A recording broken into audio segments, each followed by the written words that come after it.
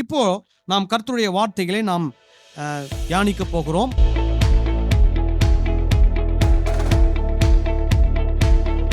கடந்த ஒரு சில வாரங்களாக நான் ஒரு சில தலைப்புல தான் என்ன பண்ணிட்டு வரேன், பேசிக்கிட்டு வரேன்.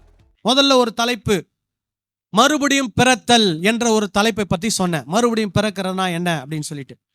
ரெண்டாவது ஒரு தலைப்பு சொன்னேன், ஆராதனை என்றால் என்ன. இப்போ இன்னைக்கு கிறிஸ்தவ உலகத்தில் ஆராதனை பற்றி பலவிதமான வியாக்கியானங்கள் கொடுத்து வைத்திருக்கிறார்கள். கிறிஸ்தவ உலகத்தில் சொல்லுவது சரியா அல்லது வேத வசனம் சொல்லுவது சரியா? சொல்லுங்க. வேத வசனம். யாரோ ஒரு வர்ஷிப் லீடர் ஆராதனைனா இதுதான் அப்படின்னு சொல்றது சரியா அல்லது வேத வசனம் நமக்கு சொல்லுவது சரியா? வேத வசனம் சொல்லுவது தான் சரி. வேத வசனம் என்ன சொல்லுது? ஆராதனை, வர்ஷிப் அப்படின்னா என்ன? கடவுள் யார் என்பதை நாம் என்ன பண்ணணும், புரிந்து அவருக்கு முன்பதாக என்ன பண்ண வேண்டும், பணிந்து கொள்ள வேண்டும். இரண்டாவது என்ன, அவருடைய வார்த்தைக்கு என்ன பண்ணணும், கீழ்ப்படினோம். கீழ்ப்படிவதுதான் என்னது, ஆராதனை. மூன்றாவது அவருக்கு சேவை செய்யணும், அவருக்கு வேலை செய்யணும், அவரை சேவிக்க வேண்டும், அதுதான் என்னது, ஆராதனை. நாலாவது நம்மை நாம என்ன பண்ண வேண்டும், தாழ்த்த வேண்டும், அதுதான் அவருக்கு முன்பதாக நாம் செய்யக்கூடிய ஆராதனை. புரிஞ்சா நான் சொல்றது? அப்புறம் போன வாரம் பார்த்தோம், என்ன பார்த்தோம், இங்கே சவுல் ராஜா என்ன பண்றாரு, சாமுவேல் தீர்க்கதரிசி சொல்ற வார்த்தைகளுக்கு என்ன பண்ணாம போயிடுறாரு, கீழ்ப்படியாம போயிறார். அப்போ சாமுவேல் சொல்றாரு, பலியை பார்க்கிலும் எது முக்கியம், எது உத்தமம், கீழ்ப்படிதல் உத்தமம் என்று சொல்கிறார். அப்போ கர்த்தருக்கு பலி செலுத்துவது, இன்னைக்கு நிறைய பேர் கர்த்தருக்கு பலி செலுத்துவதுல ரொம்ப முக்கியத்துவம் கொடுக்குறாங்க. ஆனா கர்த்தருடைய வார்த்தைக்கு என்ன பண்ணுவதில்லை, கீழ்ப்படிவதில்லை. ஆனால் வேத வசனத்துல முழுமையில நீங்க பாத்தீங்கன்னா, கடவுள் என்னை துதி என்று ஆண்டவர் யாருக்கும் கட்டளை கொடுக்கவில்லை. என்னை துதியுங்கள், என்னை நீங்கள் அந்த இது பண்ணுங்க, பாடுங்க அப்படின்லாம் கடவுள் என்ன பண்ணல, கட்டளை கொடுக்கல. ஆனா மனிதர்கள் அதை செய்கிறார்கள். ஏன் செய்கிறார்கள்னா, கர்த்தர்கிட்ட இருந்து என்ன பெற்றிருக்கிறாங்க, ஆசீர்வாதங்களை, நன்மைகளை பெற்றிருக்கிறார்கள். அதனால ஜனங்கள் கர்த்தரை என்ன பண்ணுகிறார்கள், துதிக்கிறார்கள், போற்றுகிறார்கள், பாடுகிறார்கள், மகிமைப்படுத்துகிறார்கள். ஆனா கடவுள் ஒரு கட்டளை கொடுத்திருக்கிறார். என்ன கட்டளை கொடுத்திருக்கிறார்? என்னை அன்றி உனக்கு வேறே தேவர்கள் உண்டாயிருக்க வேண்டாம், நீ என்னை மட்டும்தான் என்ன பண்ண வேண்டும், நமஸ்கரிக்க வேண்டும், என்னை மட்டும்தான் நீ சேவிக்க வேண்டும், என்னை மட்டும்தான் நீ ஆராதிக்க வேண்டும் என்று என்ன பண்ணியிருக்கிறார், கட்டளை கொடுத்திருக்கிறார். அப்போ எதை செய்யணும், எதை செய்யக்கூடாது, கர்த்தர் எதை செய்யணும், எதை எதிர்பார்க்கலையோ அதை நம்ம செய்ய வேண்டிய அவசியம் இல்லை. செய்யலனாலும் தப்பில்லை, செஞ்சாலும் தப்பில்லை. ஆனா கர்த்தர் எதை கட்டளையா கொடுத்திருக்கிறாரோ அதை நாம் செய்தால்தான் எது, கர்த்தருக்கு நாம் எப்படி நடக்கிறோம், பிரியமாய் நடக்கிறோம். கர்த்தர் கொடுத்த கட்டளை நாம் செய்ய தவறுவோமானால் நம்ம எவ்வளவு அவரை துதித்து பாடி ஆராதித்தாலும் அவரை நாம் என்ன பண்ண முடியாது, பிரியப்படுத்தவே முடியாது. இன்னைக்கு என்ன நினைக்கிறாங்க, பலிகளை செலுத்தினால் கர்த்தரை என்ன பண்ணலாம், பிரியப்படுத்தி விடலாம். அப்படிதான் இன்னைக்கு சபையில நிறைய போதனைகள் போதிக்கப்படுகிறது. எப்படி, கர்த்தரை 10 மணி நேரம் ஆராதிங்க, கர்த்தர் குளிர்ந்துருவாரு. 3 மணி நேரம் ஜெபம் பண்ணுங்க, கர்த்தர் குளிர்ந்துருவாரு. இப்ப ஆராதிக்கிறது, ஜெபம் பண்ண தப்பு கிடையாது. ஆனா அதுதான் கர்த்தருடைய இருதயத்தை குளிர பண்ணுமா? இல்ல, அது வேத வசனம் நமக்கு போதிக்கல. எது கர்த்தருடைய இருதயத்தை குளிர பண்ணும், அவருடைய வார்த்தைக்கு என்ன பண்ண வேண்டும், கீழ்ப்படிய வேண்டும். கர்த்தருடைய வார்த்தை என்ன சொல்லுகிறது, எல்லாருக்கும் நன்மை செய்யுங்கள், யாருக்கும் என்ன செய்யாதீங்க, தீமை செய்யாதீங்க. அப்போ நாம் இந்த உலகத்திலே தேவ பிள்ளைகளாக நாம் நன்மை செய்கிறவர்களா இருப்போம் என்றால், ஒவ்வொரு நன்மையான செயல்களை கர்த்தர் பார்க்கும்போது அவர் என்ன ஆகிறார், மகிழ்ச்சி அடைகிறார்.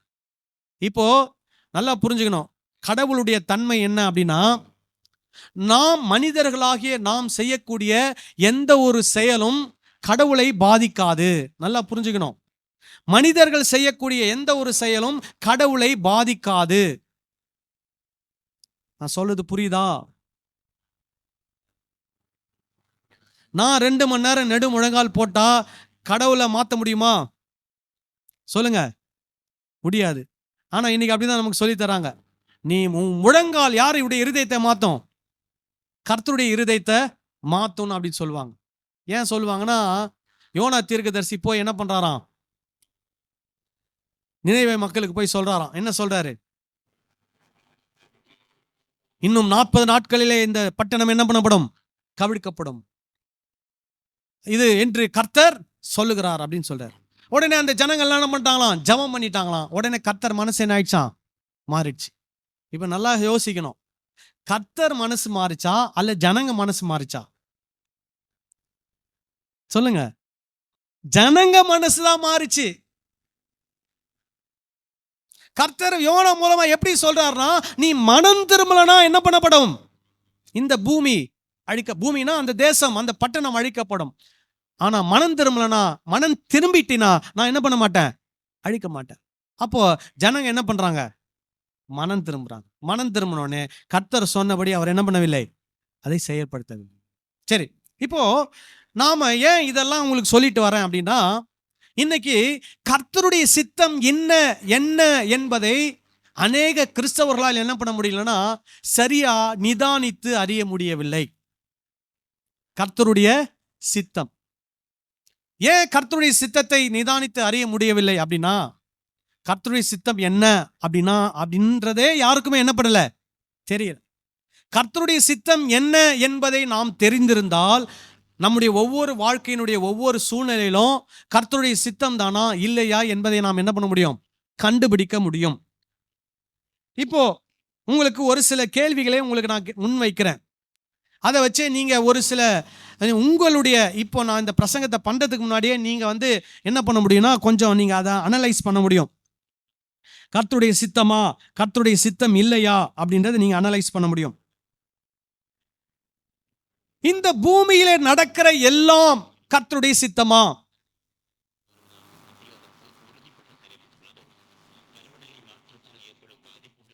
சொல்லுங்க. ஆனா நம்ம அப்படிதான் நினைச்சுக்கிறோம். இந்த பூமியில எது நடந்தாலும் அது என்னதான்? கர்த்தருடைய சித்தம். அதனாலதான் என் வாழ்க்கையில இதெல்லாம் என்ன பண்ணுது? நடக்குது அப்படின்னு நம்ம நினைக்கிறோம். ஆனா நம்ம எப்படி புரிஞ்சு வச்சிருக்கிறோம்னா, இந்த உலகத்துல எது நடந்தாலும் அது என்னது? கர்த்தருடைய சித்தம். அதுக்கு ஒரு சிலர் கொடுக்கக்கூடிய எக்ஸாம்பிள் என்ன தெரியுமா? கர்த்தருடைய சித்தம் 2 இருக்குது. 2 சித்தம் இருக்குதான். ஒன்னு என்னன்னா பரிபூரண சித்தம் அப்படின்னா அப்சல்யூட் வில் ஆஃப் காட். பரிபூரண சித்தம் அப்படின்னு ஒன்று இருக்குதான். ஸோ அது என்னன்னா, நான் என்ன செஞ்சாலும் என் வாழ்க்கையில கடவுள் செய்ய நினைக்கிறது என்ன ஆகாது? மாறாது. ஏன்னா யோபு என்ன சொல்லிட்டாரு? தேவரீர் நீர் சகலத்தையும் செய்ய வல்லவர், நீர் செய்ய நினைத்தது தடைபடாது என்று நான் என்ன பண்ணியிருக்கிறேன்? அறிந்திருக்கிறேன். அதனால கடவுள் என் வாழ்க்கையில என்ன நினைச்சிருக்கிறாரோ அதை யாராலும் என்ன பண்ண முடியாது? தடுக்க முடியாது அப்படின்னு ஒருத்தர் நினைக்கிறாங்க. ஓகேவா? இன்னொருத்தர் என்ன நினைக்கிறாங்கன்னா பெர்மிசிவ் வில் ஆஃப் காட், அதாவது கர்த்தர் இதை அனுமதித்திருக்கிறார் என்று நினைக்கிறார்கள். அதனால அது என்னது? கர்த்தருடைய சித்தம். இப்படி இப்படி புரிஞ்சுக்கிறாங்க. இப்போ நான் ஒன்று கேட்குறேன். இப்போ நீங்க கர்த்தர் அவருடைய சித்தத்தை நம்ம வாழ்க்கையில நிறைவேற்றணும்னு நினைச்சாலும் நம்ம அவருடைய சித்தத்துக்கு விட்டு கொடுக்கலனா அந்த சித்தம் நம்ம வாழ்க்கையில நிறைவேறுமா? நிறைவேறாதா?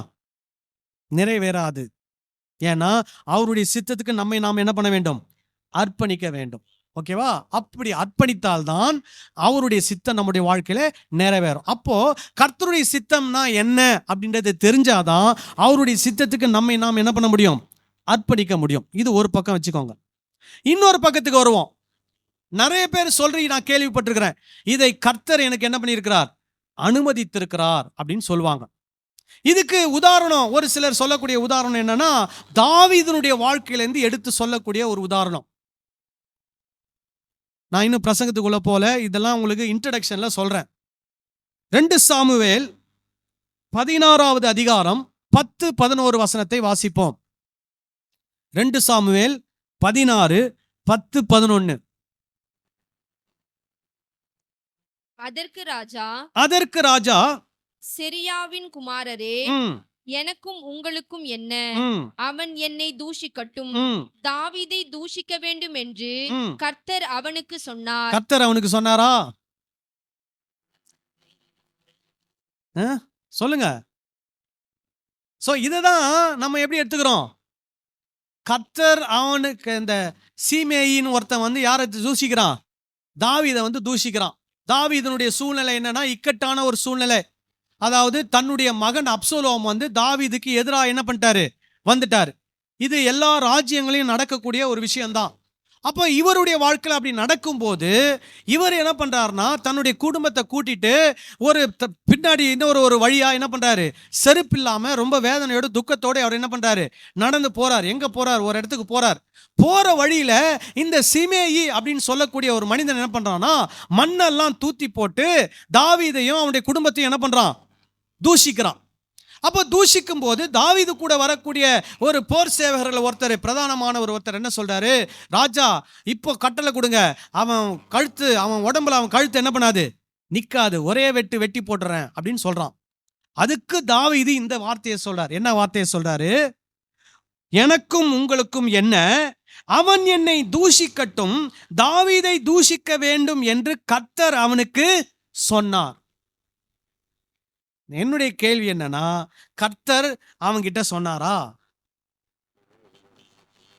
கர்த்தர் அப்படி சொல்லுவாரா? சொல்லுங்க. சரி, தாவீது அதை சொல்றார். அடுத்து வாசிங்க தொடர்ந்து. ஆகையால் ஏன் இப்படி செய்கிறாய் என்று கேட்கத்தக்கவன் யார் என்றான். பின்னும் தாவீது அபிசாயையும் தன் ஊழியக்காரர் எல்லாரையும் பார்த்து, இதோ என் கர்ப்ப பிறப்பான என் குமாரனே, என் பிராணனை வாங்க தேடும் போது இந்த பென்யமீனன் எத்தனை அதிகமாய் செய்வான், அவன் தூஷிக்கட்டும், அப்படி செய்ய கர்த்தர் அவனுக்கு கட்டளையிட்டிருக்கிறார். சோ இதுதான் என்ன சொல்றாங்க? Permissive will of God. கர்த்தர் அதை அனுமதித்திருக்கிறார், கர்த்தர் அலோவ் பண்ணியிருக்கிறார். அப்ப தாவீது அவருடைய நினைவுல அவர் அதை என்ன பண்றாரு? அப்படி பார்க்கிறார். சரி, இப்படி பார்க்கிற தாவீது அந்த மனிதனை என்ன செய்யணும்? என்ன செய்யணும், என்ன செய்யக்கூடாது? கர்த்தர் தானே அவனை செய்ய வச்சிருக்கிறாரு. அப்ப அந்த மனுஷனை என்ன பண்ணக்கூடாது? ஒன்றும் செய்யக்கூடாது. ஏன்னா அவன் யார் மூலமா அதை செய்யறான்? கர்த்தர் மூலமா அதை செய்யறான். ஆனா தாவீது சும்மா இருந்தார் நினைக்கிறீங்களா? 1 ராஜாக்கள் 2ஆம் அதிகாரம் 8-9 வசனங்களை வாசிங்க.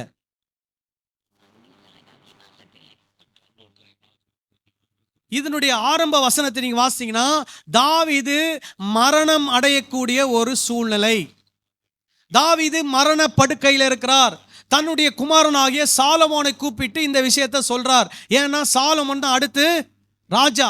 சாலமோன் ராஜா கிட்ட கூப்பிட்டு 8-9 வசனத்தை சொல்றார். மேலும் பகூரிம் ஊரானான பென்யமீனாகிய கேராவின் மகன் சீமேயி உன்னிடத்தில் இருக்கிறான். நான் மக்கானாயிமுக்கு போகிற நாளிலே அவன் என்னை கொடிய தூஷணமாய் தூஷித்தான். ஆனாலும் அவன் யோர்தானிலே எனக்கு எதிர்கொண்டு வந்தபடியினால் நான் உன்னை பட்டயத்தாலே கொன்று போடுவதில்லை என்று கர்த்தர் மேல் அவனுக்கு ஆணையிட்டு கொடுத்தேன். ஆகிலும் நீ அவனை குற்றமற்றவன் என்று எண்ணாதே. நீ அவனை குற்றமற்றவன் என்று எண்ணாதே. அப்ப அவன் யாரு? குற்றவாளி. அவனை குற்றமற்றவன் என்று எண்ணாதே. அவன் என்ன பண்ணியிருக்கிறான்? குற்றம் செய்திருக்கிறான். யாருக்கு எதிராக? உன் தகப்பனாகிய தாவீதாகிய ராஜாவாகிய எனக்கு எதிராக அவன் என்ன பண்ணியிருக்கிறான்? குற்றம் செய்திருக்கிறான். அப்புறம் நீ புத்திமான் அவனுடைய நரைமயிரை இரத்தத்துடன் பாதாளத்தில் இறங்க பண்ண நீ அவனுக்கு செய்ய வேண்டியதை அறிவாய் என்றான். முதல்ல என்ன டைலாக் விடுறாரு தாவீது? அவன் பேசட்டும், அவன் தூஷிக்கட்டும். கர்த்தர் அவனுக்கு என்ன பண்ணார்? சொன்னார். கர்த்தர் அவனை என்ன பண்ணியிருக்கிறார்? அனுமதிச்சிருக்கிறார். இப்படி உண்மையாய் தாவீது அதை நம்புவாரானால், அதை நினைப்பாரானால் சாலமோனுக்கு இந்த கட்டளை கொடுக்க வேண்டிய அவசியம் இல்லை. சோ நம்ம தாவீது சொல்றதை வச்சுதான் நம்ம என்ன நினைத்துக்கிறோம்? என் வாழ்க்கையில சில தீமைகள் நடக்குதுன்னா யார் அனுமதிச்சிருக்கிறா? கர்த்தர் அதை அனுமதிச்சிருக்கிறார் அப்படின்னு நம்ம நினைக்கிறோம். அப்போ நம்ம என்ன சொல்ல வரோம்? கர்த்தர் தீமைக்கான காரணர். கர்த்தர் எனக்கு என்ன செய்திருக்கிறார்? தீங்கு செய்திருக்கிறார் என்று நாம் சொல்லுகிறோம். அப்போ நாம கர்த்தரை குற்றப்படுத்துகிறோம். அது சரியா தவறா? சொல்லுங்க. தவறானது. கர்த்தர் ஒரு நாளும் நமக்கு என்ன செய்ய மாட்டார்? தீமை செய்ய மாட்டார். அப்போ நம்முடைய வாழ்க்கையில ஒரு தீமை நடக்குது அப்படின்னா, ஒண்ணு நம்ம அதுக்கு காரணமா இருப்போம், இல்ல வேற யாராவது ஒருத்தர் அதுக்கு என்னவா இருப்பாங்க? காரணமா இருப்பாங்க. கர்த்தர் அதற்கு அனுமதி கொடுத்தார் என்று சொல்வது முற்றிலும் வேதத்தின்படி தவறான ஒன்று. இப்போ நீங்க சொல்ற மாதிரியே வருவோம். இப்ப தாவீது அனுமதித்திருக்கிறார்னு அவர் சொல்லிட்டாரு. அப்போ அவரை ஏன் கொல்லணும்? அவர் என்ன பண்ணிருக்கணும்? உயிரோட வாழ வச்சிருக்கணும். ஏன்னா அவர்கிட்ட சொன்னது யாரு? கர்த்தர். கர்த்தர் சொல்லி தான் அந்த சீமையை என்ன பண்ணியிருக்கிறார்? தாவீதை தூஷித்திருக்கிறார். அப்படின்னா கர்த்தர் சொல்லி செஞ்ச ஒருத்தனை தாவீது என்ன பண்ணக்கூடாது? தன்னுடைய மகன் கிட்ட சொல்லி அவனை கொன்னு போட்டுருன்னு என்ன பண்ணக்கூடாது? சொல்லக்கூடாது. இப்போ இன்னைக்கு சிலர் பார்த்தீங்கன்னா சொல்றாங்க, ஒரு ஆக்சிடென்ட் ஆயிடுது, கால் உடைஞ்சிருது. என்ன சொல்றாங்க? இந்த ஆக்சிடென்ட் கர்த்தர் என்ன பண்ணியிருக்கிறாரு? அனுமதிச்சிருக்கிறார். அதனால தான் என் கால் உடைஞ்சு நான் என்ன பண்றேன்? இருக்கிறேன். அப்ப கர்த்தர் அனுமதிச்சிருக்கிறார்னா நம்ம எங்க போகக்கூடாது? எங்க போகக்கூடாது? என்ன சத்தமே வர மாட்டுது? ஹாஸ்பிட்டல் போகக்கூடாது. ஏன்னா கர்த்தர் தான் என் காலை என்ன பண்ணியிருக்கிறாரு? உடைச்சிருக்கிறாரு. அதனால கர்த்தர் உடைச்சதுனால நான் போய் மறுபடியும் அதை என்ன பண்ண மாட்டேன். சொல்லுங்க. நான் ஏதாவது கிறுக்கு மாதிரி பேசிட்டு இருக்கேனா? நீங்க எல்லாம் பாக்குறது அப்படிதான் இருக்குது. நீங்க என்ன சொல்றீங்க? கர்த்தர் தான் என் காலை உடைச்சார், கர்த்தர் அனுமதிச்சார், அதனால தான் இது என்ன இருக்குது? என் கால் உடைஞ்சிருக்குதுன்னு சொல்றீங்க. சரி, கர்த்தர் உடைச்சிட்டாரே காலை, ஏன் போய் அதை ஒட்ட வைக்கிறீங்க? சொல்லுங்க. அப்போ நீங்க கர்த்தருக்கு எதிராக செயல்படுறீங்களா? அதனால தான் நான் சொல்ல வரேன், உங்க கால் உடைஞ்சிச்சுன்னா அது கர்த்தர் அனுமதிக்கல, அது கர்த்தர் செயல்படுத்தல, அது யாருனால நடந்திருக்குது? உங்களுடைய தவறோ இல்ல யாரோ ஒருத்தருடைய தவறுனால் நடந்திருக்குது. அதனால நீங்க என்ன பண்றீங்க? அதை சரி செய்றீங்க. வேலைங்க தான் நான் சொல்றது. ஆனா நமக்கு எப்படி கற்றுக் கொடுத்துட்டாங்க? நம்ம வாழ்க்கையில ஒரு தீமை நடந்தால் நாம் தொடர்ந்து அந்த தீமை என்ன பண்ண வேண்டும்? பொறுத்து கொள்ள வேண்டும். எந்த காரணத்தை சொல்லி பொறுத்து கொள்ளணும்? கர்த்தர் இதை என் வாழ்க்கையில் என்ன பண்ணியிருக்கிறார்? அனுமதித்திருக்கிறார். கர்த்தர் அந்த மாதிரிலாம் அனுமதிக்க மாட்டார்.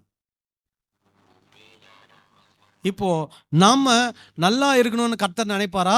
அல்லது எப்போ பார்த்தாலும் இந்த மாதிரி ஒரு விஷயத்துல மாட்டி சிக்கி தவித்து கொண்டு இருக்கணும், எப்போ பார்த்தாலும் இந்த மாதிரி நிலையில் இருக்கணும்னு கர்த்தர் எதிர்பார்ப்பாரா? சொல்லுங்க. நம்ம நல்லா இருக்கணும்னு தான் நினைக்கிறாரு. ஆனா நம்ம வாழ்க்கையில சில தீமையான காரியங்கள் வருகிறது. ஏன் வருது? அதுக்கு யார் காரணம்? ஒண்ணு நாம காரணம், இல்ல வேற யாரோ ஒருத்தர் அதுக்கு என்னவா இருக்கிறாங்க? காரணமா இருக்கிறாங்க. இப்போ ஒரு சிலர் என்ன பண்ணுவாங்கன்னா, கர்த்தருடைய சித்தத்தை வித்தியாசமா புரிஞ்சுக்குவாங்க. எப்படின்னா, இப்போ ஒருத்தருக்கு சுகர் பிரச்சனை இருக்குது.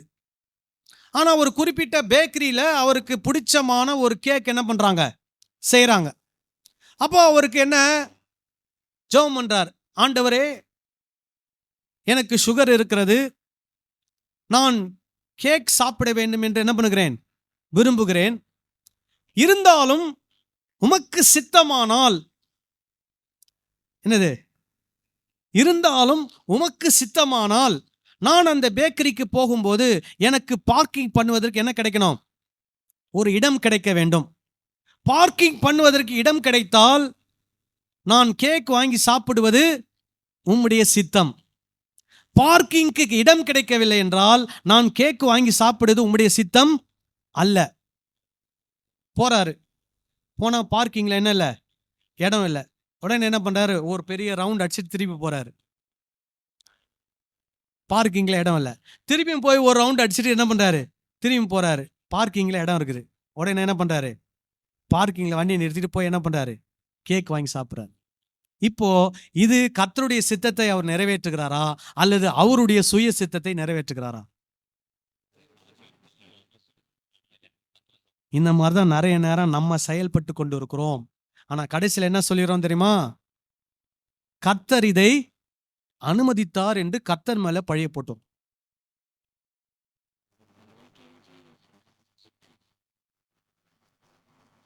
ஏன்னா எல்லாம் ஒரு மாதிரி பாக்குறீங்க. இப்போ உடம்பு சுகவீனப்படுவது கர்த்தருடைய சித்தம் நினைக்கிறீங்களா? சொல்லுங்க. உடம்புல ஒரு சுகவீனம் வருது, கர்த்தர் இந்த சுகவீனத்தை எனக்கு என்ன பண்ணியிருக்கிறார்? அனுமதித்திருக்கிறார் அப்படின்னு நம்ம சொல்லலாமா? சொல்ல கூடாது, சொல்ல முடியாது. இப்போ இந்த சுகவீனம் ஏன் வருதுன்னு நினைக்கிறீங்க? சொல்லுவாங்க, மூக்குன்னு இருந்தா என்ன வரும்? சளி வரதான் செய்யும். அதே மாதிரி இந்த சரீரம் இந்த மாதிரியான இயற்கை உபாதைகளுக்கு இது என்னாகும்? இது அதுல அடிப்படும், உதப்படும்.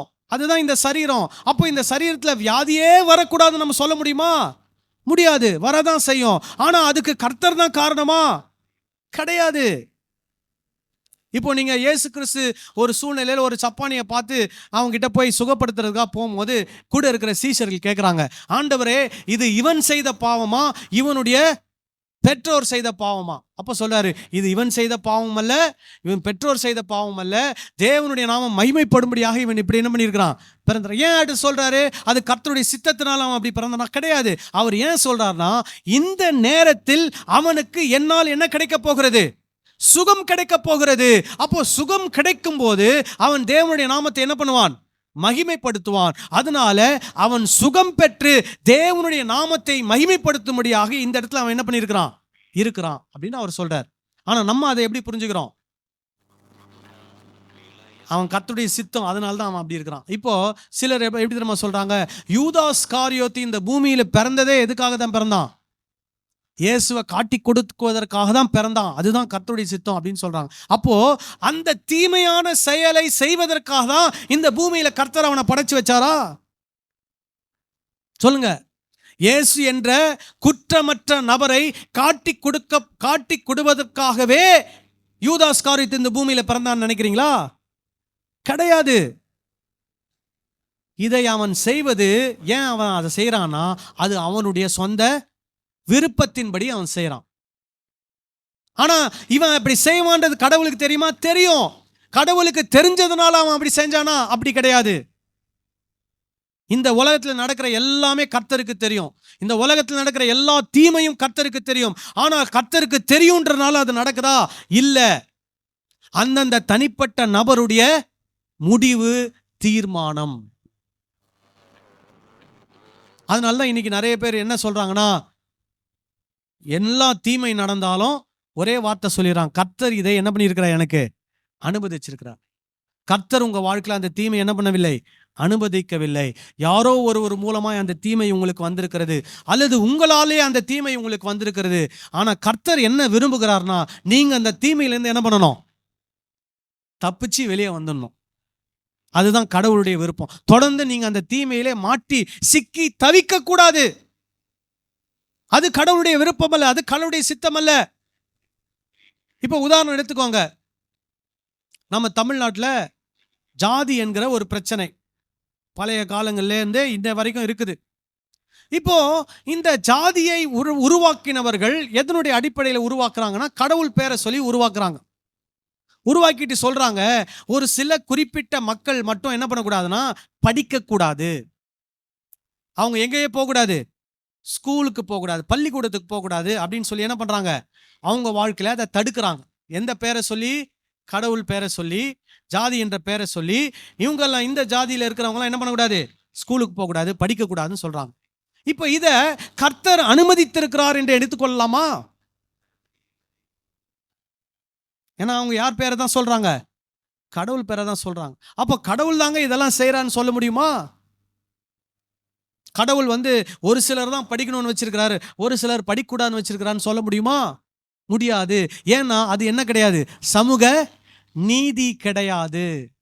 அப்போ சமூக நீதி என்று சொல்லும்போது எல்லாரும் என்ன பண்ணணும்? படிக்கணும். எல்லாரும் படிப்பதற்கு அவங்களுக்கு என்ன இருக்கிறது? உரிமை இருக்கிறது. அப்போ அந்த பாதிக்கப்பட்ட நபர்கள் கடவுள்தான் இதை செய்திருக்கிறார் என்று சொல்லி தொடர்ந்து அந்த பாதிக்கப்பட்ட நிலைமையிலேயே இருக்க வேண்டும் என்பது கடவுளுடைய சித்தம் அல்ல. அதனால்தான் மிஷனரிகள்லாம் என்ன பண்றாங்க, இந்தியாவுக்கு வரும்போது அவங்க இந்த மாதிரி காரியங்களெல்லாம் ஒழிச்சு என்ன பண்றாங்க, எல்லாரும் படிக்க வேண்டும் என்ற ஒரு தீர்மானத்தை கொண்டு வந்து அங்கே இருக்கக்கூடிய எல்லா மனிதர்களுடைய சட்ட திட்டங்கள், ஆளுமைகள், பாதிப்பை ஏற்படுத்துகிறவருடைய எல்லா ஆதிக்கங்களை உடைத்தெறிந்து பாதிக்கப்பட்டவர்களை அவங்க என்ன பண்றாங்க, விடுதலையாக்கி அவர்களை என்ன பண்ணுகிறார்கள், அவங்களுடைய நிலைமையிலிருந்து அவங்களை என்ன பண்றாங்க, உயர்த்துறாங்க. இப்போ ஒருத்தர் வியாதியா இருக்கிறார்ன்றது கடவுள் அனுமதிச்சிருக்கிறார் அப்படின்னா, இயேசு இந்த பூமியில வந்து யாரையுமே என்ன பண்ணிருக்கூடாது, சுகப்படுத்தி இருக்கவே கூடாது. என்ன சொல்லியிருக்கணும், நீ வியாதியா இருப்பதை நான் உனக்கு என்ன பண்ணியிருக்கிறேன், அனுமதித்திருக்கிறேன். அதனால உன் வாழ்க்கை ஃபுல்லா நீ எப்படிதான் இருக்கணும், வியாதியாவே இருக்கணும் அப்படின்னு அவர் என்ன பண்ணல, சொல்லல. வியாதியஸ்தர்களை அவர் என்ன பண்றாரு, குணமாக்குகிறார். ஏன் குணமாக்குகிறார், அதுக்கு நிறைய காரணங்கள் இருக்குது. ஒரு காரணம், அவர் கடவுள் என்று எல்லாரும் என்ன பண்ணணும், அவரை நம்ப வேண்டும், விசுவாசிக்க வேண்டும். விசுவாசித்து நித்திய ஜீவனை என்ன பண்ண வேண்டும், பெற்றுக்கொள்ள வேண்டும். இன்னொன்னு, இந்த வியாதியஸ்தர்கள் சமுதாயத்தினாலே ஒதுக்கப்பட்டவர்கள். இப்போ நீங்க உதாரணம் எடுத்துங்க, குஷ்டரோகிகள். அவங்க சமுதாயத்துக்குள்ள என்ன பண்ண முடியாது, வாழ முடியாது. அவங்க குஷ்டரோகம் வந்தவங்கள சமுதாயத்தை விட்டு என்ன பண்ணிடுவாங்க, ஒதுக்குப்புறமான இடத்துல ஒதுக்கி வச்சிருவாங்க. இப்போ அவங்க ஒதுக்கப்பட்ட நிலைமையிலே எல்லாரால் கைவிடப்பட்ட நிலைமையில அவங்க இருக்கிறாங்க. இப்போ இதை கர்த்தர் அனுமதித்தார்னு சொல்ல முடியுமா, முடியாது. இயேசு போறாரு, அவங்கள சுகப்படுத்துறாரு. சுகப்படுத்தின உடனே அவங்களால என்ன பண்ண முடியும்னா, அந்த ஒடுக்கப்பட்ட நிலையிலிருந்து, ஒதுக்கப்பட்ட நிலையிலிருந்து அவங்க என்ன பண்ண முடியும், விடுதலை பெற்று மறுபடியும் எங்க வரலாம், சமுதாயத்துக்குள்ள வந்து அவங்களும் ஒரு நபராக ஒரு வேலை செய்து ஒரு குடும்பத்தை உருவாக்கி அவங்களால என்ன பண்ண முடியும், அந்த சமுதாயத்திலே ஒரு நபராக என்ன பண்ண முடியும், நெஞ்சை நிமித்தி வாழ முடியும். இல்லைன்னா அவங்க என்ன பண்ணியிருக்கணும், கூனி குறுகி பாதிக்கப்பட்ட அதே நிலைமையில இருந்து இருந்து இருந்து கர்த்தர் அனுமதிச்சார் சொல்லி பாதிப்புக்குள்ளேயே இருந்து இருந்து இருந்து அவங்க வாழ்க்கை எப்படியே போயிடும், அந்த பாதிப்பிலேயே போயிடும். அதனால்தான் கடவுள் அவங்களை என்ன பண்றாரு, சுகப்படுத்துறாரு. எதுக்குன்னா, நீ பாதிக்கப்பட்டு இருக்கிறாய், தொடர்ந்து இந்த பாதிப்புக்குள்ளேயே என்ன பண்ணக்கூடாது, இருக்க வேண்டிய அவசியம் இல்லை. நான் உன்னை என்ன பண்ணுகிறேன், சுகப்படுத்துகிறேன். நான் உன்னை விடுதலையாக்குகிறேன். நீ விடுதலையாய் வெளியே வா, தலை நிமிர்ந்து என்ன பண்ணு, இந்த சமுதாயத்துல வாழு என்று சொல்லி இயேசு அவங்களை என்ன பண்றாரு, சுகப்படுத்துகிறார். அப்போ கர்த்தருடைய பரிபூர்ண சித்தம் ஒன்று இருக்குது. ஆனா எது இல்லை, கர்த்தர் அனுமதிக்கிறார். கர்த்தருடைய சித்தத்துல இது அனுமதிக்கப்பட்டிருக்கிறது என்ற ஒரு விஷயத்தை நம்ம என்ன பண்ணக்கூடாது, ஏற்றுக்கொள்ளக்கூடாது. அப்படிப்பட்ட சூழ்நிலையில் நம்ம தான் என்ன பண்ணணும், வெளியே வந்து கர்த்தருடைய சித்தத்தை நாம் என்ன பண்ண வேண்டும், நிறைவேற்ற வேண்டும். ஒரு ஆமென் சொல்லலாமா? ஹல்லேலூயா. இப்போ ஒரு நஷ்டம் வந்துருது, கர்த்தர் அனுமதிச்சிரா இந்த நஷ்டத்தைன்னு சொல்லி அப்படியே அந்த நஷ்டத்துல இருந்துடலாமா? ஒரு எக்ஸாம்பிள் ஃபெயில் ஆயிட்டோம், கர்த்தர் இதை அனுமதிச்சிட்டாரு, அதனால நான் இன்னொரு அட்டெம்ப்ட் என்ன பண்ண மாட்டேன், எழுத மாட்டேன் அப்படின்னு சொல்லி இருந்துட முடியுமா? சொல்லுங்க. என்ன பண்றோம், அடுத்த ஸ்டெப்புக்கு என்ன பண்றோம், போறோம். வாழ்க்கையில முட்டி மோதி என்ன பண்றோம், மேலோங்கி வரோம். ஆனா ஒரு சிலருக்கு என்ன சொல்லி கொடுக்கப்பட்டிருக்குது, கர்த்தர் வாழ்க்கையில என்ன பண்ணியிருக்கிறார், அனுமதிச்சிருக்கிறார். அதனால அதை ஏற்றுக்கொண்டு நீ அப்படி என்ன பண்ணு, இரு, முடங்கி கடை. ஆனா முடங்கி கிடக்கிறது கர்த்தருடைய சித்தம் அல்ல. நாம் என்ன ஆகணும், விடுதலை பெற்று தலை நிமிர்ந்து என்ன பண்ண வேண்டும், வாழ வேண்டும். சரி, ஒரு ஒரு வேத பகுதியை நம்ம பார்த்துருவோம். மார்க் 3ஆம் அதிகாரம் எடுத்துக்கொள்வோம். இது ஒரு பெரிய வேத பகுதி. 20வது வசனத்திலிருந்து 35வது வசனம் வரை. முதல்ல இந்த 20லிருந்து 21 வரைக்கும் வாசிப்போம். 20, 21 வசனங்களை வாசிப்போம். பின்பு வீட்டுக்கு போனார்கள். அங்கே அவர்கள் சாப்பிடுவதற்கு சமயமில்லாதபடிக்கு அநேக ஜனங்கள் மறுபடியும் கூடி வந்தார்கள். அவருடைய இனத்தார் இதை கேட்டபோது அவர் மதிமயங்கி இருக்கிறார் என்று சொல்லி அவரை பிடித்து கொள்ளும்படி வந்தார்கள். சரி, இங்க என்ன நடக்குது? இயேசு அவருடைய சீஷர்களும் ஒரு வீட்டுக்கு போய் இருக்கிறாங்க. அங்க போனா என்ன ஆயிடுச்சு, இவங்க அந்த வீட்டில் இருக்கிறாங்கன்னு கேள்விப்பட்டு ஒரு பெரிய கூட்டம் என்ன ஆயிடுச்சு, அந்த வீட்டுக்கு வந்துடுச்சு. சரி, இப்படிப்பட்ட ஒரு சூழ்நிலையில இவங்களுடைய ஃபேமிலி மெம்பர்ஸ், அவங்களுடைய இனத்தார் அப்படின்னு சொல்லும்போது அவங்களுடைய ஃபேமிலி, அந்த ஃபேமிலியை பத்தி இங்க போட்டிருக்கோம். எங்க போட்டிருக்கோம் அப்படின்னா 31வது வசனத்தை வாசிங்க.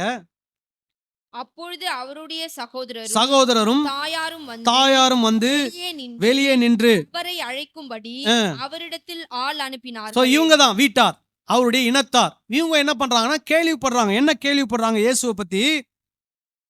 அவர் எப்படி இருக்கிறாராம்? எப்படி இருக்கிறார் சொல்லுங்க? மதிமயங்கி இருக்கிறார். அப்படின்னா என்ன சொல்லுங்களேன், தெரியலையா? மதிமயங்கி இருக்கிறார்னா என்ன? he is out of his mind அப்படின்னு ஆங்கிலத்துல போட்டிருக்குது. அவுட் ஆஃப் his mind என்ன? சிந்தனை சிதறிவிட்டது, அல்லது அவர் மூளை என்ன ஆயிட்டு, குழம்பி விட்டது, மென்டல் ஆயிட்டாரு அப்படின்னு அவங்க ஃபேமிலி மெம்பர்ஸ் என்ன பண்றாங்க, நினைக்கிறாங்க. இவரை பெற்றெடுத்த தாயார், சின்ன வயசுல அவரை பெற்றெடுத்தவங்க, தேவதூதன் வந்து அவங்க கிட்ட பேசியிருக்கிறான். அப்புறம் அவங்க கூட பிறந்த சகோதர சகோதரிகள் இயேசுவை பார்த்துருக்குறாங்க. அவர் கூட 30 வருஷம் என்ன பண்ணியிருக்கிறாரு, அப்பாவுக்கு கீழ்ப்படிஞ்சு வேலையெல்லாம் செஞ்சிருக்கிறாரு. எல்லாம் பார்த்தவங்க இப்போ என்ன நினைக்கிறாங்க, இவர் என்ன இருக்கிறாரு, மதி மயங்கி இருக்கிறார். மைண்ட் என்ன ஆயிடுச்சு, அவருக்கு அப்செட் ஆயிடுச்சு. என்னென்னமோ உளறிட்டு இருக்கிறாரு, என்னென்னத்தையோ என்ன பண்ணிட்டு இருக்கிறாரு, பேசிக்கிட்டு இருக்கிறாரு, என்னென்னத்தையோ செஞ்சிட்டு இருக்கிறாரு அப்படின்னு அவங்க நினைக்கிறாங்க. இயேசு 12 வயசுல இருக்கும்போது தேவாலயத்தில் விடப்பட்டார். அப்பா அம்மா 2 நாள் தூர பிரயாணம் போயிட்டாங்க. அப்புறம் தான் குழந்தையை தேடிட்டு மறுபடியும் என்ன பண்றாங்க, தேவாலயத்துக்கு வராங்க. அப்ப என்ன சொல்றாரு, நான் இங்க என்ன செஞ்சிட்டு இருக்கிறேன், என் பிதாவினுடைய காரியங்களை நான் என்ன பண்ணிட்டு இருக்கிறேன், செய்து கொண்டிருக்கிறேன் என்று சொல்றார். அதுவும் சொல்லி இருக்கிறார். அதுவும் அம்மாவுக்கும் அப்பாவுக்கும் தெரியும், எல்லாமே தெரியும். ஆனா இயேசுவை என்ன பண்ணல, இன்னும் சரியா புரிந்து கொள்ளவே இல்லை. அவரை எப்படி புரிஞ்சுக்கிட்டாங்க, அவர் மைண்ட் என்ன ஆயிடுச்சு, அப்செட் ஆயிடுச்சு, அவுட் ஆஃப் மைண்ட் அப்படின்னு புரிஞ்சுக்கிறாங்க. சரி, இதுக்கு இடையில இன்னொரு விஷயம் நடக்குது. அதை நம்ம படிக்க வேணாம், அதை ஸ்கிப் பண்ணுவோம். என்ன நடக்குது, அங்க இயேசு அற்புதம் செய்யறதை பார்த்துட்டு அங்க இருக்கக்கூடிய அந்த பரிசேயர்கள் வேதப்பாரர்கள் வந்து என்ன சொல்றாங்கன்னா, இவர் வந்து பிசாசின் வல்லமையினாலே இவர் என்ன பண்றாரு, இந்த அற்புதத்தை செய்யறாருன்னு அவர் மேல ஒரு பழி சொல்றாங்க. சரி, அதை நம்ம ஸ்கிப் பண்ணிடுவோம். இப்போ அதுக்கு நம்ம வர்ற பாயிண்ட்டுக்கு வருவோம். இப்போ 31வது வசனத்திலிருந்து வாசிப்போம். ம் ம் ம் ம் ம் ம் ம் ம் பிரதியுத்தரமாக, என் தாயார் யார், என் சகோதரர் யார் என்று சொல்லி பார்த்து, இவர்களே தேவனுடைய சித்தத்தின்படி செய்கிறவன் எவனோ அவனே எனக்கு சகோதரனும் என் சகோதரியும். என்ன சொல்றாரு, இவர்கிட்ட வந்து சொல்றாங்க, வெளியே உங்க அம்மாவும் உங்க பிரதர்ஸ் எல்லாரும் என்ன பண்றாங்க, நின்றுகிட்டு இருக்கிறாங்க. இப்போ அவங்க வந்ததனுடைய நோக்கம் என்ன, அவங்க வந்ததனுடைய நோக்கம் என்ன, இவர் மென்டல் ஆயிட்டாரு, இவர் அப்படியே கைத்தாங்களா என்ன பண்ணும், ஒரு மைண்ட் எல்லாம் கொஞ்சம் அப்படியே தடவி கொடுத்து அவருக்கு சாதகமா பேசி அவர் எப்படியாவது என்ன பண்ணிடணும், வீட்டுக்கு கூட்டு போயிடணும்னு அவங்க நினைக்கிறாங்க. ஓகேங்களா? அப்போ இயேசு கிட்ட வந்து சொல்றாங்க, உங்களுடைய தாயார் உங்களுடைய சகோதரர்கள்லாம் வெளியே நிற்கிறாங்க அப்படின்னு சொல்லும்போது இயேசு கேட்கிறாரு, யார் எனக்கு தாயார், யார் எனக்கு சகோதரர் அப்படின்னு ஒரு கேள்வியை கேட்கிறார். இப்போ இதை கேட்கும் போது தான் உண்மையாவே இவருக்கு மைண்டு கரெக்டாக தான் இருக்குதா, இல்லை உண்மையாவே அவங்க அம்மா அப்பா சொன்ன அவங்க பிரதர் சொன்ன மாதிரி உண்மையாக மூளை குழம்பி போச்சான்ற மாதிரி ஒரு கேள்வி வரும். ஆனால் அவர் ஏன் இந்த கேள்வியை கேட்கிறார் அப்படின்னா, அவர் சொல்ல வர ஒரு பாயிண்ட், ஒரு முக்கியமான பாயிண்ட் இருக்குது. என்ன பாயிண்ட்? இப்போ இவர் வந்து இங்க உட்கார்ந்துருக்கிறாரு. இவர் உட்கார்ந்துருக்கும் போது இவர் யார் என்பதை உணர்ந்த, இவர் யார் என்பதை தெரிந்த, இவர் யார் என்பதை புரிந்த, இவருடைய போதனைகளை கேட்கும்படியாய் வந்து அமர்ந்திருக்கக்கூடிய அந்த மக்களை பார்த்து சொல்லுகிறார், இவர்கள் தான் யாரு? என்னுடைய தாயார், இவர்கள்தான் என்னுடைய சகோதரர்கள், இவர்தான் என்னுடைய சகோதரிகள். ஏனென்றால் இவர்கள் தேவனுடைய சித்தத்தை என்ன பண்ணுகிறார்கள்? நிறைவேற்றுகிறார்கள் அப்படின்றார். இப்போ தாயார் சகோதரர்கள்லாம் தேவ சித்தத்தை நிறைவேற்றலையா? நிறைவேற்றல. ஏன் நிறைவேற்றலனா, அவங்க முதலாவது இயேசுவை சரியாகவே என்ன பண்ணவில்லை? புரிந்து கொள்ளவில்லை. அப்ப தேவ சித்தத்தை நீங்கள் நான் எப்படி இந்த பூமியில நிறைவேற்ற முடியும் அப்படின்னா, முதல் படியே என்ன? இயேசுவை சரியா புரிஞ்சுக்கணும். இன்னைக்கு இயேசுவை சரியாக புரிந்து கொள்ளாததுனால தான் நம்ம வாழ்க்கையில அவருடைய சித்தத்தை என்ன பண்ண முடியல? நிறைவேற்ற முடியல. அவருடைய சித்தம்னு வரும்போது நம்ம குழம்பி போயிடுறோம். இயேசு யார் என்பதை நீங்கள் புரிந்திருந்தால், இயேசு கிறிஸ்துடைய போதனையை நீங்கள் சரியாக புரிந்திருந்தால், உங்களுடைய வாழ்க்கையில் வரக்கூடிய ஒவ்வொரு சூழ்நிலையிலும் உங்களால் தைரியமாக சரியாக தேவ சித்தத்தை என்ன பண்ண முடியும்? நிறைவேற்ற முடியும். இப்போ ஒரு காரியம் உதாரணம் எடுத்துக்குவோம். நிறைய பேருடைய வாழ்க்கையில் வரக்கூடிய தடுமாற்றம் எங்க தெரியுமா? திருமணம் அப்படின்னு வரும்போது தான் தடுமாற்றம். திருமணத்திலே தேவ சித்தம் என்ன? திருமணத்தில் தேவ சித்தத்திற்கும் இயேசுவை நான் புரிந்து கொள்வதற்கும் என்ன சம்பந்தம்? சொல்லுங்க. நீங்க இயேசுவை கடவுளா புரிஞ்சிருந்தீங்கன்னா, நீங்க திருமணம் பண்ணும்போது உங்களுடைய பார்ட்னரும் யாரா இருக்கணும்னு நினைப்பீங்க? சொல்லுங்க.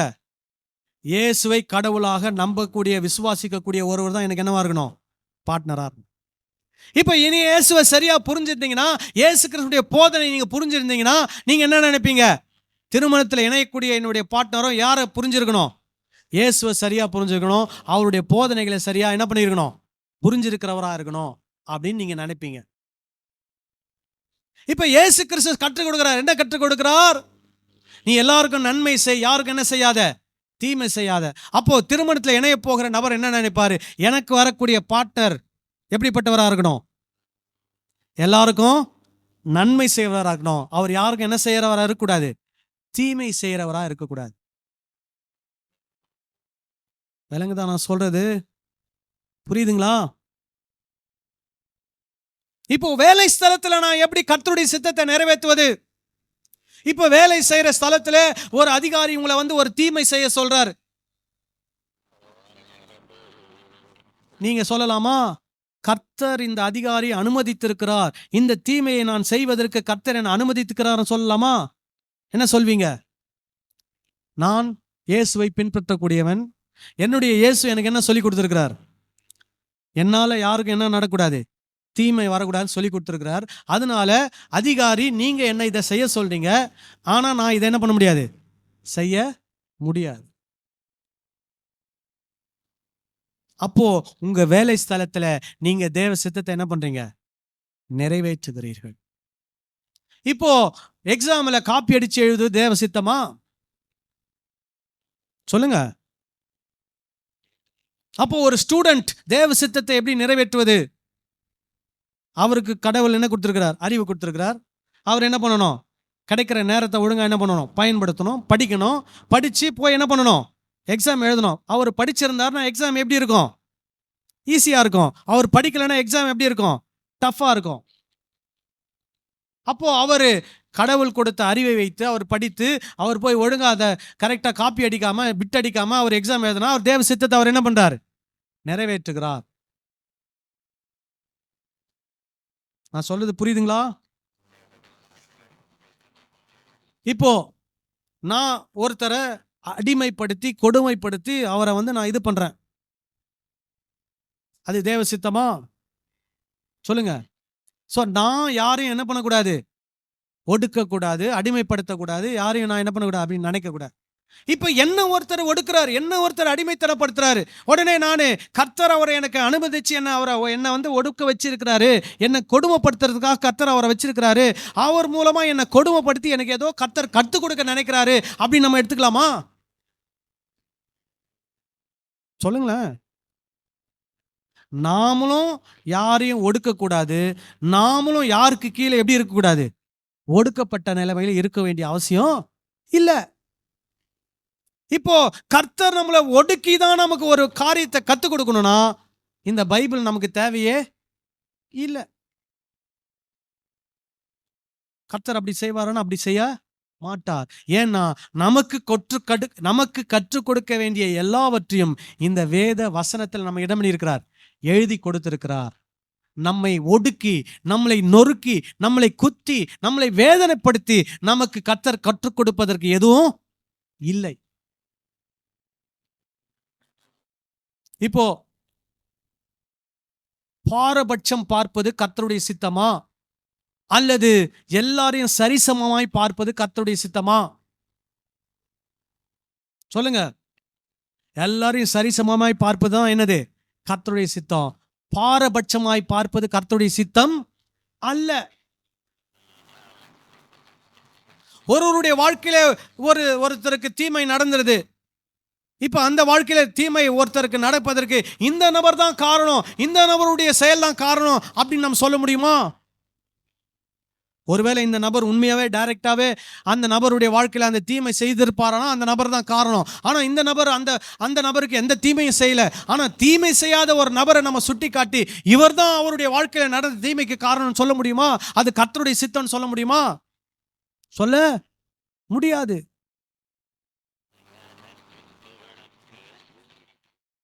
இந்த இயற்கை இருக்குது, கர்த்தர் கொடுத்த இயற்கை. இந்த இயற்கையை அழிப்பது கர்த்தருடைய சித்தமா, இந்த இயற்கையை பாதுகாப்பது கர்த்தருடைய சித்தமா? சொல்லுங்க. பாதுகாப்பது. அப்போ இந்த இயற்கையை பாதுகாக்கணும்னா நம்ம என்ன செய்யணும்? சொல்லுங்க. நம்மால இந்த இயற்கைக்கு என்ன விதமான சாதகமான காரியங்களை செய்ய முடியுமோ அதை நம்ம என்ன பண்ணணும்? செய்யணும். நான் சொல்றது உங்களுக்கு எந்த விதத்தில் புரிஞ்சுன்னு எனக்கு தெரியல. இருந்தாலும் உங்களுக்கு புரிய வைக்கிறதுக்காக நிறைய விஷயங்களை சொல்லிட்டு வரேன். கர்த்தருடைய சித்தத்தை எப்படி அறிந்து கொள்வது? இயேசு கிறிஸ்துவை சரியாக புரிந்திருக்க வேண்டும். கர்த்தருடைய சித்தத்தை எப்படி அறிந்து கொள்வது? அவருடைய போதனைகளை சரியாக என்ன பண்ண வேண்டும்? புரிந்து கொள்ள வேண்டும். அவரையும் அவருடைய போதனையும் நீங்கள் சரியாக புரிந்து கொண்டால் உங்கள் வாழ்க்கையில் இருக்கக்கூடிய எந்த சூழ்நிலையிலும் நீங்கள் எடுக்கக்கூடிய முடிவு எப்படி இருக்கும்? சொல்லுங்க. சரியானதாக இருக்கும். நீங்கள் இயேசு கிறிஸ்துவை சரியாக புரிந்து கொள்ளவில்லை, அவருடைய போதனைகளை சரியாக புரிந்து கொள்ளவில்லை என்றால் உங்களுடைய வாழ்க்கையில நீங்கள் எடுக்கக்கூடிய சில முக்கியமான முடிவுகளிலே எப்படி நிப்பீங்க? குழம்பி போய் நிப்பீங்க, தடுமாறி நிப்பீங்க. உங்களால சரியான முடிவு என்ன பண்ண முடியாது? எடுக்க முடியாது. அப்போ நம்ம எப்படி புரிஞ்சுக்க கூடாதுன்னா, இந்த உலகத்துல நடக்கிற எல்லாமே தேவ சித்தம்னு புரிஞ்சுக்க கூடாது. நடக்கிற எல்லாத்துலயும் ஒரு சில காரியங்கள் என்னவா தான் இருக்குது? தேவ சித்தமாக இருக்கிறது. பெரும்பான்மையான காரியங்கள் என்ன கிடையாது? தேவ சித்தம் கிடையாது. அதே போல நம்முடைய வாழ்க்கையிலையும் நடக்கிற எல்லாமே என்ன சொல்லிட்டு எடுத்துக்கூடாது? தேவ சித்தம், தேவன் அனுமதிச்சுக்கிறாருன்னு நம்ம என்ன பண்ணக்கூடாது? எடுத்துக்கிட்டு முட்டாள்தனமா வாழக்கூடாது. நம்ம இயேசுவை புரிந்து கொண்டு அவருடைய போதனைகளை புரிந்து கொண்டு இந்தபடி என் வாழ்க்கையில நடக்குதா அப்படின்னு நம்ம யோசிச்சு பார்க்கணும். நடக்குதுன்னா அது என்னது? தேவ சித்தம். அதன்படி நடக்கலையா அது என்ன கிடையாது? தேவ சித்தம் கிடையாது. நம்ம என்ன பண்ணணும்? தெரிஞ்சுக்கணும், புரிஞ்சுக்கணும். ஜெபம் பண்ணலாமா?